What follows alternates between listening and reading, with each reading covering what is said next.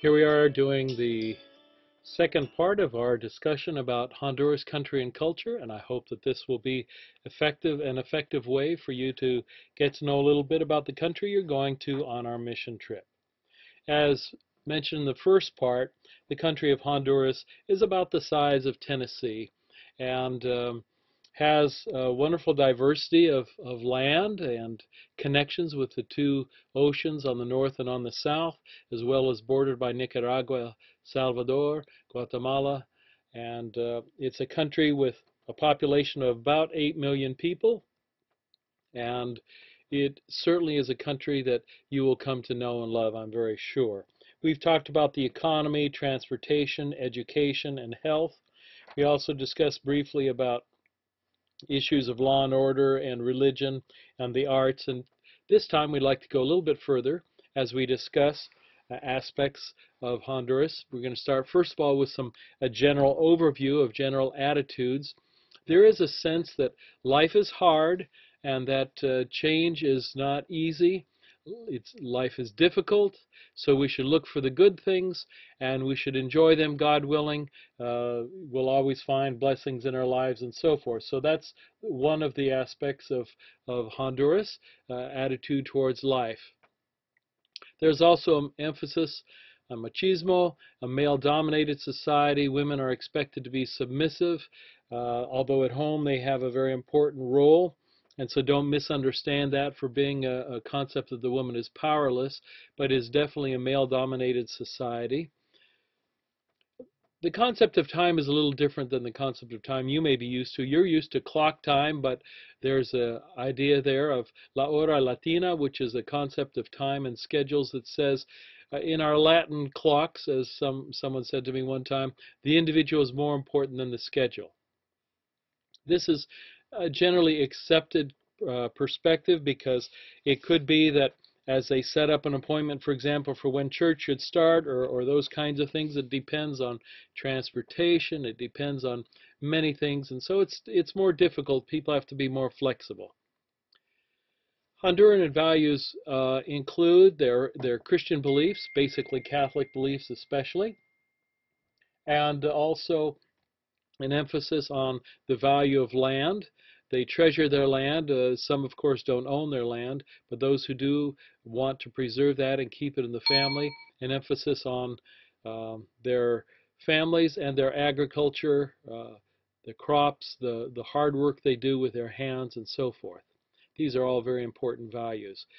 The environment is important. They value the country that they live in. However, because of poverty and lack of education, it doesn't always seem like they're expressing so much interest in the ecology. You'll see a lot of trash and other things just thrown out, but that's because they don't have other ways of dealing with that in many, many cases. Let's go to the concept of the family. Family ties are very strong in Honduras, and the home usually includes the extended family. So in any given home, there's usually grandma, grandpa, aunts, uncles, brothers, cousins. They all may be living there, some or many. Children usually stay home until the time when they get married, unless they have moved to the city or off to the coffee plantations to work. So children are used to growing up with their parents. The father is definitely the head of the household. He has the primary responsibility for taking care of the family, but the mother has the greatest influence and responsibility for daily life. The buck stops with dad, but the one who really is a strong influence is the mother. Girls early on in their lives are taught to do the chores, especially those things that are more maternal, things that have to do with nurturing the children, younger brothers and sisters.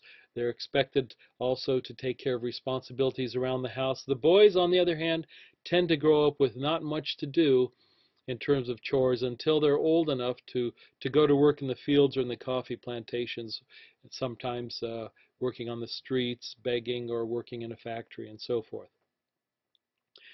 Hondurans will use both paternal and maternal surnames, and the mother's surname is added on to the end of the name or kept on the end of the name. So this becomes a very special way of recognizing both the mother and the father. So when a woman marries, her name doesn't change. She will retain her her her mother's name or family name and so forth. All right, let's take a look at greetings. When men greet another man, a firm handshake is the norm. There can be sometimes a pat on the back or a hug if they're close. When women greet other women, for the first time, a handshake is very common. Sometimes a nod and verbal greetings can suffice, but that's a little more formal. Good friends and family usually will kiss on the cheek and have an abrazo, a warm hug, and embrace. In rural areas, many women will pat each other on the upper arms with both hands as they say hello. It's quite an affectionate way of greeting for those who have that relationship established. When a man greets a woman, informally, usually it's just a nod or verbal greeting. A handshake is common if it's a little bit more formal, but guys, it's best to wait for the woman to extend her hand first. And if it's within a family, then a light hug or a kiss on the cheek is common for friends and family when you're close. Hondurans use titles a lot. They address teachers as professor or profesora and doctors as the doctor, doctora. Anyone with a four-year college or equivalent degree is also referred to, as you can see here, by those titles. And so there's a respect for the kind of status a person has achieved through their education or perhaps through a government position, those kinds of things. If someone is introduced using a title, it's a good idea to use that title when you address them. Don't just be casual like we are sometimes in the States. If someone is mentioned by name, it's good to mention that name when you speak back to them. That shows a good sense of respect. Señor, señora, señorita, followed by the surname is common for those without a professional title. And when you're speaking to a man, he may be don so-and-so or dona, for women used here for the first name, before the first name to show respect. When people enter a room or when you enter a room, it's important to recognize their presence and for you to greet them. And that's something different. We just kind of let people come and go sometimes, but there is certainly a recognition of people as they enter, as they leave, as you enter, as you leave. That's certainly respectful. The word adios is, of course, very, very important. It means many things, but certainly is goodbye, but much more than that. It's a best wishing and so forth. Que le vaya bien, and I know I killed the Spanish as I'll do that on several expressions here, but this is the idea of the may it go well with you, something that's said as people depart. May God bless you as we separate, that kind of idea. Now, personal appearance, Hondurans wear modern clothing unless they're in some rare mountain place that they don't have much of that, but you'll see lots of modern clothing as you might expect. Shorts are not worn in public, even with men, except along the beach areas, the coastal areas. Urban men will sometimes wear this beautiful decorative shirt, which I think is quite nice to have. It sure beats wearing a suit and tie, guys, for church, but we don't have those. But these are very nice kind of cultural clothing that they have. Rural people also will often wear second-hand imported clothing. You may get there and see lots of labels, Abercrombie and Adidas and Nike and all kinds of stuff. You think, boy, these people are rich. They have these nice clothes, but in fact, they're usually donated things. They enjoy baseball hats and broad hats. Work clothes and dress clothes are kept separate. You don't wear your dress clothes for working in. You don't wear your work clothes to church. You keep them separate. You keep them clean. You keep them nice. If you go to a government office or a bank, you tend to put on better clothes when you're going to deal in business or deal with the government. And it takes a long time to be able to afford something new. They have to save up for quite a while for special occasions. And therefore, one should take care of the clothes. You will see people wear the same clothes. The first day you see them, you'll think, that really looks nice. But then after several days, you realize they're wearing that same shirt or those same pants again because they don't have a large variety of clothes in most cases. Let's talk about gestures and the concepts of the kinds of things that we should do. Waving the index finger is considered impolite, and that's something you should keep in mind. Also, When somebody takes both of their hands and clasps them in front of you, that's a strong sign of approval. That's a very positive gesture. Touching below the eye will be sometimes putting a finger below the eye is like caution. If you think of the gesture we use sometimes of I'm watching you, it's that idea of caution. And many times they will just simply lift, or it seems to be pointing with the chin or the lips or the head in a direction, and that can be helpful. They believe it's rude to use the index finger to point or to beckon, and also beckon to call someone. Do it with your palm down rather than your palm up. The palm up tends to be more the way you would call a dog or call someone like that. So palm down, palm facing the ground, and then wave to a person or beckon them to come with that direction. Sometimes there'll be a snapping of the fingers for enthusiasm, and that will be another way of doing things. Poor people tend to avoid eye contact, generally out of respect and feeling that they're inferior, that they should show by their demure behavior that they are at a lesser status. Communication style. Let's talk about communication here just a little bit. Most people tend to communicate in an indirect manner. For example, if you ask someone a question, their answer may not only depend upon the reality. If you say, for example, is this the road to such and such? But it also depends on the nature of the question, the social circumstances, their relationship with you, and so forth. So as opposed to, for example, someone from Germany who may simply give you a factual response to the question you ask, they are very much interested in the relationship. And so they don't really want to say, I don't know, because that sounds like they're not being helpful.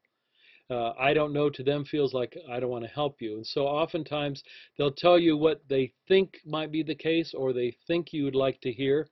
That can sometimes be confusing.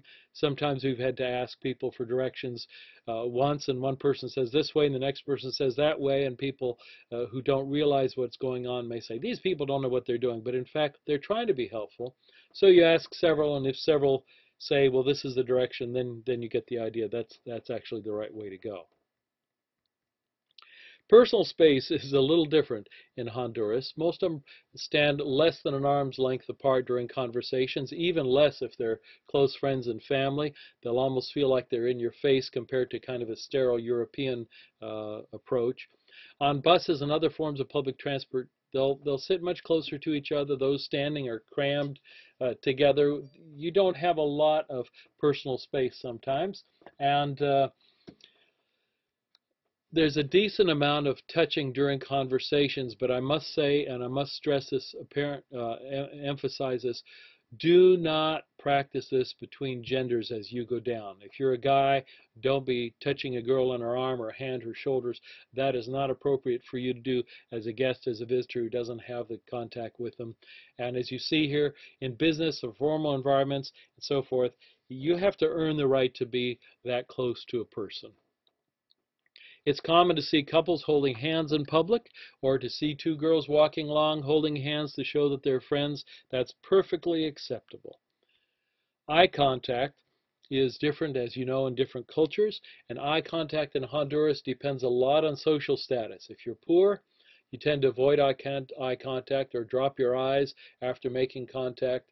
You should be more humble, whereas people from the upper class are more direct, more assertive. Age has a lot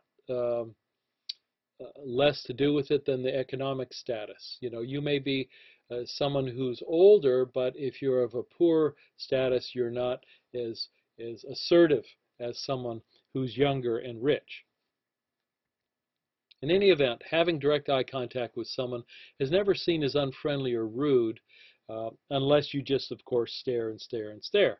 Now, many people will point by turning their head and pursing their lips in the direction which they're pointing, and so they'll move their eye contact away from you as they point in the direction of where someone is or the direction of something that you've asked. Let's talk about time a little bit. You need to get used to a new concept of time. If something happens the day it's planned, then things are going well. If you ask when a bus is going to arrive, 9 times out of 10 people will say, ya viene, which means it's coming already. In other words, it could be 5 minutes, it could be 3 hours. It's coming, don't worry. It's on its way. So punctuality is a little bit different than what we might think in terms of clock time in other cultures. It's best to always show up on time, even though most Hondurans will not. You should show up on time, and you should understand that waiting will be perfectly acceptable, but we should be timely in our appointments. Another good example of this is the meaning of the word ahora, in which literally in Spanish it means now, but it replaces hoy, which means today. So yeah, now, today, sometime, it's going to happen. That's okay. In most business or social situations, people tend to like to take the time necessary to do what they're doing rather than thinking about a certain time frame. So you go to business, you do business with a businessman. If it takes you 15 minutes, if it takes you 1 hour, that's your appointment. It's not just a matter of, we're here for 1 hour. For example, that really spills over into aspects of church. You go to church to worship God. When you're done worshiping, the worship service is done. So it may take an hour, it may take two. The point is the task, the joy of worshiping God. People are almost always happy to sacrifice some of their time to talk with you, and the gift of time is something that should really be appreciated and treasured because time is a gift, and when someone takes the time to be with you, to talk with you, to spend time with you, that is a very thoughtful thing. There are gender roles, and they are very strong in Honduras. Power and authority usually resides with the men. It's a little different in the home, of course, because in the home, the woman's domain is the household, and the man's domain is everything else. They're trying to change this, but at the current moment, women still have a restricted role in society compared to men. There certainly are women who are professional women, but they are the exception rather than the norm. Many women do hold positions of power in industries, but their salaries are almost always less, and they are still not referred to. A man would prefer to talk to another man when making executive decisions, or they will look for the male executive rather than a female one, and so forth in most companies. It's not generally considered appropriate for a woman to be walking by herself, especially out in the country or along the streets.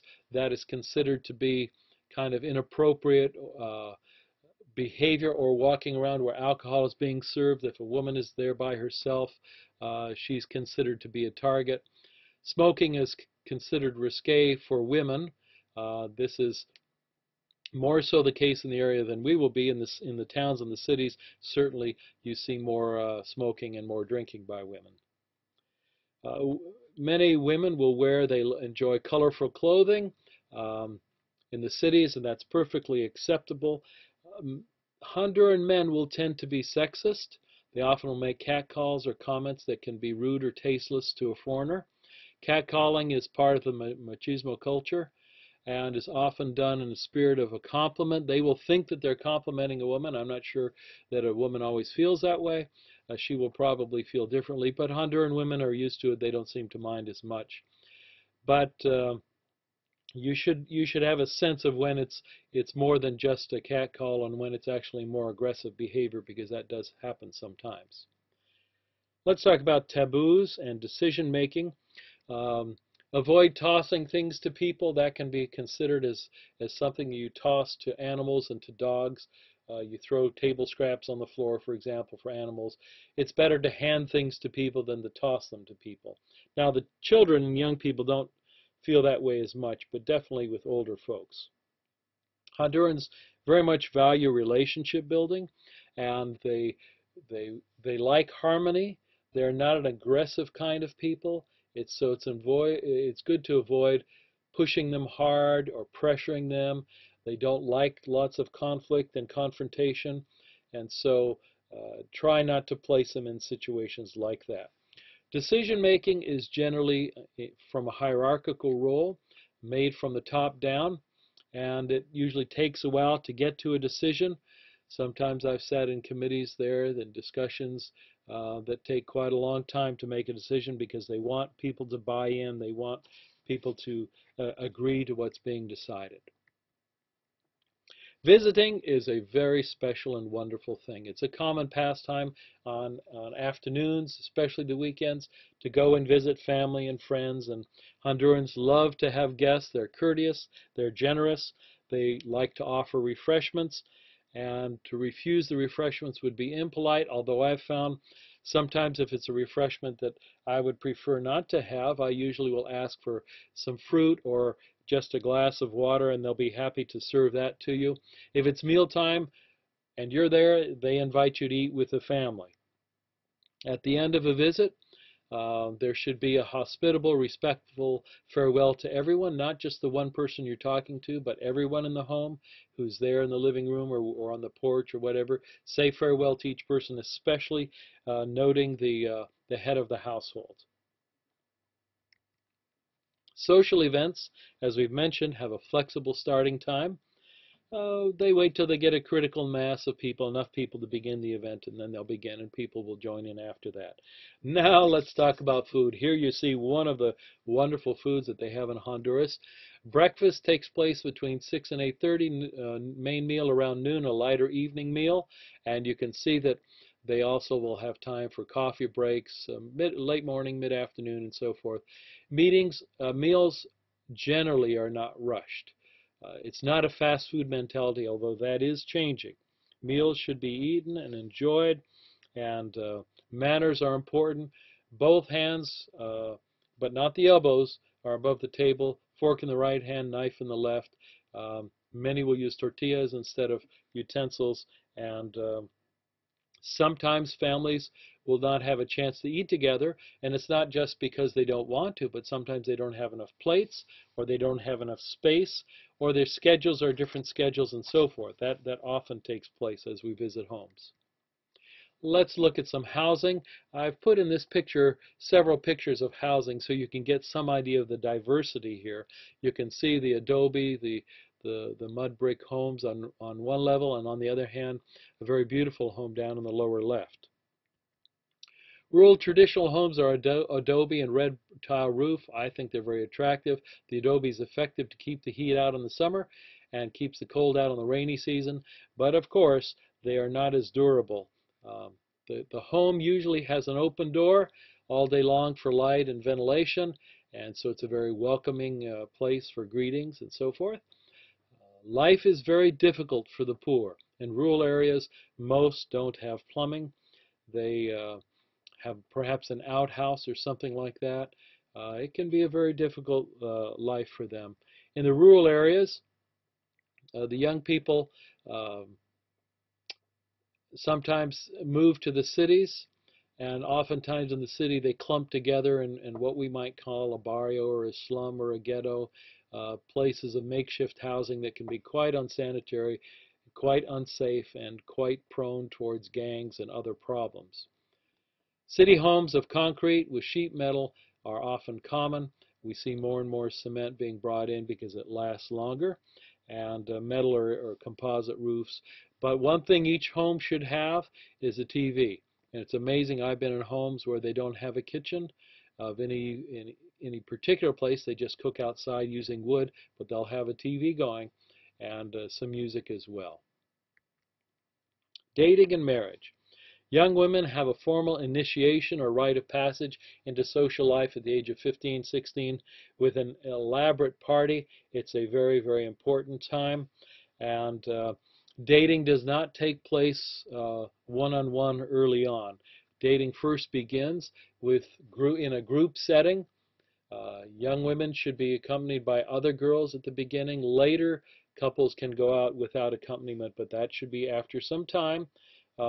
Originally, they should be always with friends and in a group setting, which, by the way, is a pretty good way to do it everywhere else.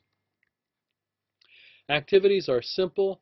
They enjoy just talking, socializing, going together, uh, just being together, laughing, telling stories, and so on. Those are very simple activities that take place. They usually don't have enough money to go out to fancy restaurants to eat. They might go to a dance or something like that, or sometimes to go see a movie. I would say, by the way, that those two activities of going to dances and movies are not considered appropriate among the Adventists down there, of course. The rural poor may start a family without getting married. In fact, this is very, very common. Most of the poor couples um, don't get married. They just move in together, and common law marriages are accepted. So many, many people never have a wedding, never actually get married. For various reasons, some can't afford it, some don't want to make the commitment, and this is actually a very much the source of problems in society.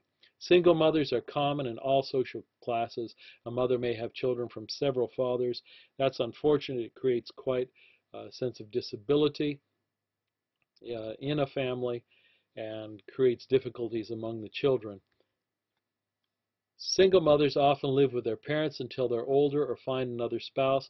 Again, I want to make sure you understand this is not something that's recommended or positive, but it's more common and accepted than you might expect. The Catholic culture has tolerated this in ways that probably wouldn't happen in other places. All right, just a few more things here. Life cycle.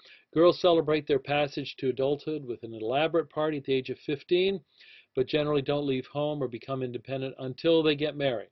So you don't usually go off, live in an apartment or something like that. The exception might be those who go off to school. In rural areas, boys are considered men when they're old enough to work in the field or coffee farms. This creates some difficulties because a boy may be working very hard at 17, 18. He thinks of himself as a man. Others may not see him as that way. But as soon as he begins to provide an income for the family, maybe for his parents or his brothers or sisters, that moves him into a status of manhood. Death is a very, very important event that should be recognized in the community.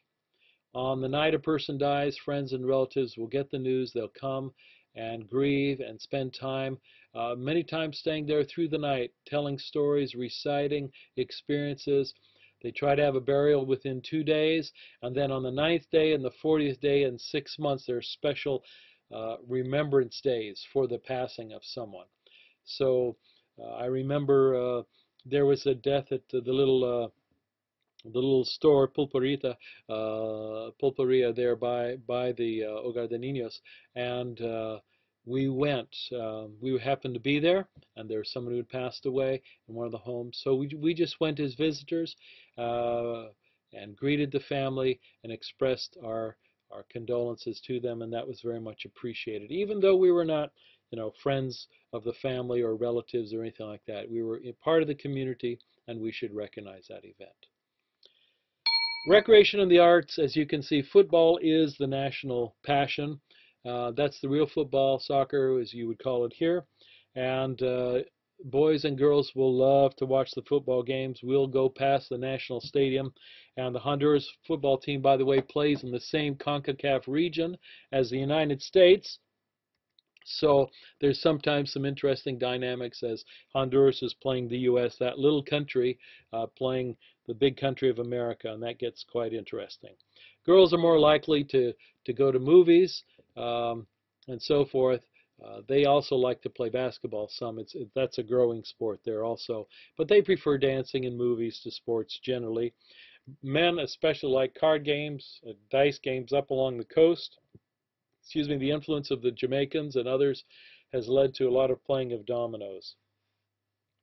Let's talk briefly about the holidays. Of course, New Year's Day is a very important day, as well as the Day of the Americas on April 14, Labor Day on May 1, and that is certainly a very important holiday.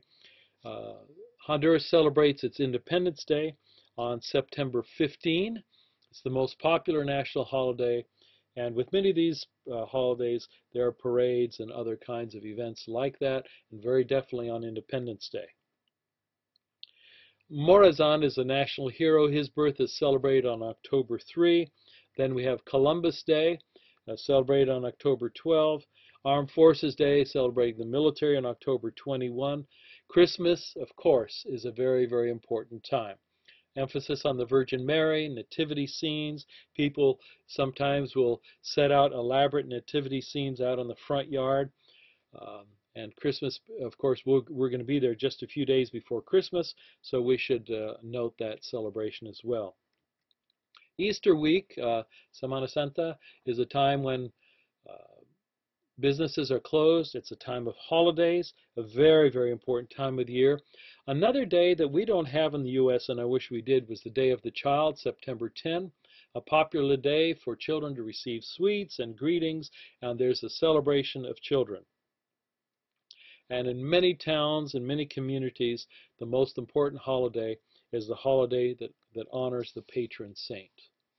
Well, I hope this gives you some perspective about Honduras, and I hope that it helps you understand the place you're going to, and I pray that we can go and be a blessing to everyone there. It's best to be informed and know about the country where you're going, so we can avoid making mistakes, and we can also learn to appreciate people for the culture that they have developed.